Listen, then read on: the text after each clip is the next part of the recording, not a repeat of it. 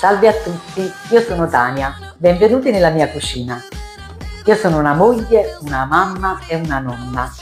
Sono napoletana, ma vivo in un paesino un po' più in periferia di Napoli e sono fortunata ad abitare qui perché ho la possibilità, abitando in campagna, di prendere i prodotti locali direttamente dal contadino e di portarla in tavola con ricette sfiziose, prevalentemente della tradizione napoletana. Il mio nome è Tania Presto Fatto e perché io non solo vi darò ricette sfiziose alla portata di tutti, ma saranno ricette con segreti e trucchetti per fare presto.